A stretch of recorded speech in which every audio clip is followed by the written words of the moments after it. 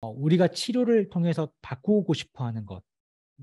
그러니까 두려움이나 불안에 대한 감정들이 있잖아요. 통증에 대해서. 그런 상황에서 그걸 변화시키기 위해서 우리가 노출법을 쓰거나 교육을 하거나 하는데, 이제 노출법을 하거나 이럴 때 불안한 그런 이제 상태나 이런 부분에 대해서 우리가 공감을 하거나 조금 더 그거에 대한 이제 반응을 적극적으로 우리가 옹호해 주거나 이렇게 하다 보면 이제 그 불안이라든지 두려움이 더 강화가 되는 경우도 있어요. 대체로 어떤 외상들이 있다는 경험이 좀 있다고 해요. 이질통이 발생이 될 때 일반적으로는 이제 그러니까 이 환자가 아니라 일반적으로는 이제 외상을 경험을 하면 이제 다치는 거죠. 쉽게 말하면 뭐 어떤 뭐 다쳤으면은 그때 이제 우리가 그 장기 강화 현상 기억나요? 네, 그게 통각신경이 계속 지속적으로 촉수 후각에서 자꾸 이제 계속 유입시키죠. 네, 억제시키지 않고 자꾸만 이제 보내는 장기 강화 현상이 일어나고 거기까지 나타나게 되는데, 그리고 나서 이제 뇌에서도 변화가 있답니다.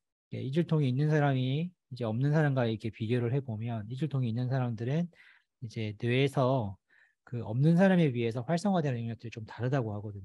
그래서 그렇게 가소성이 변화가 있는 건데 그게 척수에서도 일어나고 뇌에서도 일어날 수 있다. 이렇게 해서 이제 좀 그 이질통의 비밀이 좀 풀어지고 있다. 이렇게 이제 좀 보고되는 논문들이 있어요.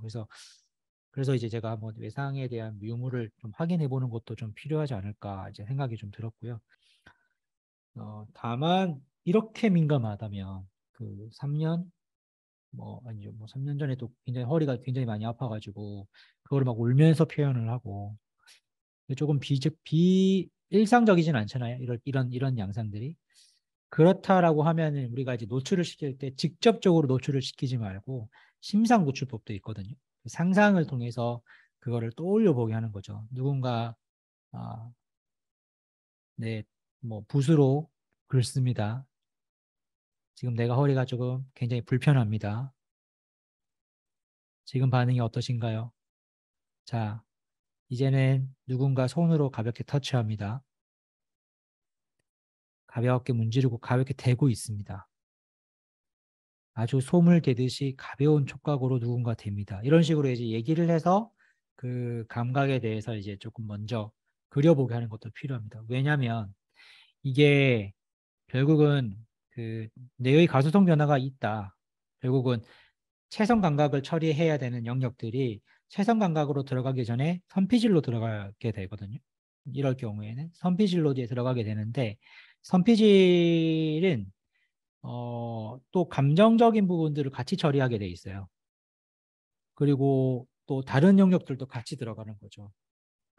그러다 보기 때문에 좀 그렇게 심상을 통해서도 충분히 뇌에서는 그 활성이 일어날 수도 있거든요. 네, 그런 걸 통해서 노출을 시킨 다음에 거기서 좀 감각을 무디고 단계를 밟는다면 이렇게 가도 괜찮아요. 결과적으로는 지금 잘 진행되고 있으시지만 이제 선생님 말고 지금 우리는 이제 여기 다 같이 또 배워야 되는데 아주 심각한 그런 이질통 환자라든지 뭐 예를 들면 CRPS 환자라든지 뭐 거의 거기에 준하는 그런 환자들한테 직접적인 자극을 주기 전에 그런 걸 먼저 떠올리게 하신 상태에서 한번 해보는 것도 좀 아이디어일 수 있겠다 생각이 듭니다. 그리고 어, 페이싱도 필요하죠. 이런 환자들은.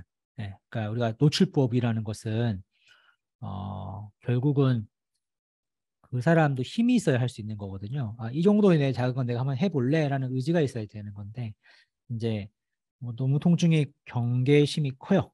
과각상돼 있어요. 이런 상태에서는 직접 마주치게 하는 것보다는 페이싱을 유도해가지고 스탑을 좀 많이 시켜주는 게 좋아요. 짧게 짧게 끊고 가는 거죠. 이게 만약에 통증의 억치가 이 정도 있다라고 생각합시다. 이걸 넘어가면 이제 이 사람 아픈 거예요. 어깨 통증이 있는데 자 여기 이 정도가 이제 이렇게 뭐 있다고 너무 오버인데 어 죄송합니다. 네 지우개로 다시 지워서 자 한 요 정도가 예, 이렇게 있다고 치면 이게 소인적 요인이거든요. 소인적 요인 타고나는 거. 이 사람 지금 이제 BMI도 높고 혈당도 높아요. 그렇기 때문에 그렇지 않는 사람에 비하면 통증이 발생될 가능성이 조금 더 높습니다. 근데 아직까지 통증은 없어요. 근데 이제 그 어깨 염증이라는 그런 문제들 때문에 이제 손상으로 인한 뭐 염증이든 그 염증으로 인해서 이제 유발 요인이 생겼습니다. 유발 요인이 이렇게 뭐 있겠죠. 근데 이제 그럼 여기서 이제 유발 요인이 생기기 때문에 유발 요인 때문에 통증 역치를 넘겼기 때문에 통증이 이제 발생이 되는 거예요. 근데 이 유발 요인 염증기는 결국은 사라집니다. 어느 정도 시점이라면 물론 소인조 요인 때문에 남들보다 좀 더 더디 걸릴 수도 있어요. 그거는. 근데 어쨌든 좋아지게 돼 있어요. 그죠? 그런데 이때 이분의 노력이에요. 이게 지속 요인이죠. 뭔가 자꾸만 이제 매일 치료를 받으면서 이제 얻게 되는 건 뭐냐면 치료에 실패해요.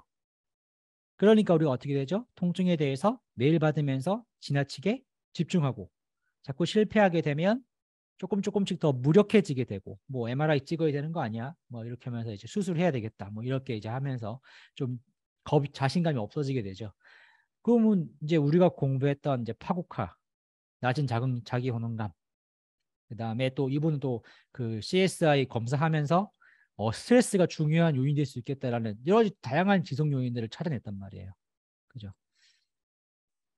그러면은 이제 우리가 이제 개입을 할 때 결국 우리가 이제 이 통증의 역치에 떨어뜨리려고 하려고 하면 결국에는 이 지속 요인을 좀 건드려 주는 것들이 더 좋을 수 있겠다. 시간이 흐르면서 유발 요인은 이제 사실 우리가 개입하기도 어렵고 이 부분에 대해서는 약물로서 어떻게 개입하는 게 좀 도움이 될까 이분들은. 자, 그러면은 이제 지속 요인을 가지고 좀 잘 컨트롤 해주는 게 이제 조금 더 이분의 증상을 좀 개선시키는 데는 좀 도움이 되겠다라는 거죠. 그래서 그렇게 해서 이제 하는 건데 중요한 건 선생님들 이제 다 잘 들으시면 좋은 게 중요한 거는 뉴로패스 그러면 뉴로패스기냐 센트럴 노스 플라스틱 페인이냐 그럼 접근이 다르냐 아니라는 거예요. 그러니까 그걸 이제 선생님께서 잘 하신 걸 볼 수 있거든요. 우리가 타입을 일단 나눠야 돼요. 그죠? 타입을 나누는 거는 좀 필요한데 근데 참 애매해요. 그죠? 센트럴 페인 환자한테 적용하는 거 그러면 뉴로패스기나 노세트한테 하면 안 돼? 그거 아니고 뉴로패스틱 환자들도 센트럴 페인에 준하게 치료해도 효과를 본다는 거죠.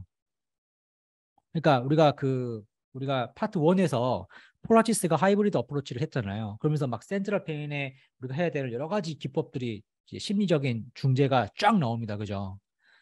그런 것들이 쫙 나오는데 그게 센트럴 페인이나 만성 통증에만 딱 들어가는 게 아니라 이게 노셉티브나 뉴로패시기에도 충분히 가능하다는 거죠. 그걸 해야 된다는 거죠. 그리고 쌤이 이제 결과가 이제 잘된 케이스인데 잘된 케이스가 그 잘된 케이스를 이제 앞으로 이제 설명을 해드릴 거지만 사실은 그게 크게 구분이 없다는 거죠. 그래서 심리적 그러니까 우리가 뭐죠? 거기 뭐였죠? Psychologically informed physical therapy잖아요. 그러니까 그거에 대한 심리 기반의 중재는 사실 타입과 그렇게 상관없습니다. 그게 보이면 해주면 되는 거죠. 네. 그래서 뭐 그렇기 때문에 우리가 너무 이 환자를 노지 플라스틱으로만 배정을 해놓고 안 봐도 돼요. 네. 그렇게 할 필요는 없어요. 그냥 일단 정확하게 그래도 환자의 양상을 보면서 그 필요한 이제 중재는 또 따로 해주면 되니까.